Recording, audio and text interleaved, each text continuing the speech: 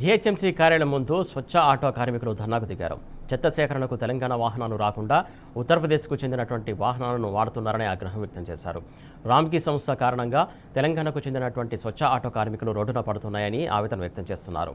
ఈ విషయాన్ని జీహెచ్ఎంసీ కమిషనర్కు చెప్పినా పట్టించుకోవట్లేదని వాపోతున్నారు. రామ్కీ వాహనాలను వెనక్కి తీసుకోకపోతే పెద్ద ఎత్తున ధర్నా చేపడతామని స్వచ్ఛ ఆటో కార్మికులు హెచ్చరించారు. మీ ఆఫీసర్లు రారు చెప్తున్నా కదా, పోలీస్ స్టేషన్కి పోతారు. కేసు అయితే పర్వాలేదు.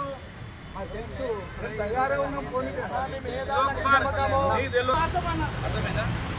చేసుకో, ఆయనకైతే అర్థం లేదు, మళ్ళీ రిపీట్ కానీ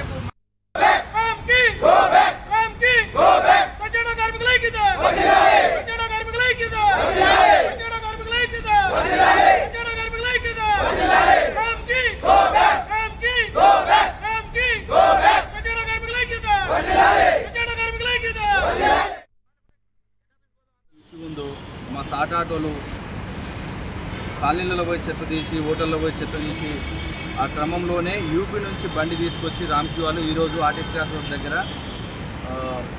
ఓడియో మాల్ దగ్గర పెట్టడం జరిగింది.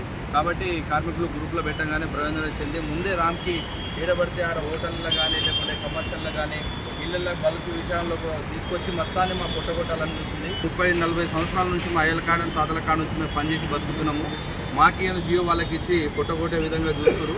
ఇప్పటికైనా మానుకొని మాకు రేవంత్ రెడ్డి సీఎం సారు మేము ఎన్నోసార్లు లెటర్ ఇచ్చినాము, కలుస్తాడని ఆశిస్తున్నాం కానీ కలుస్తలేడు.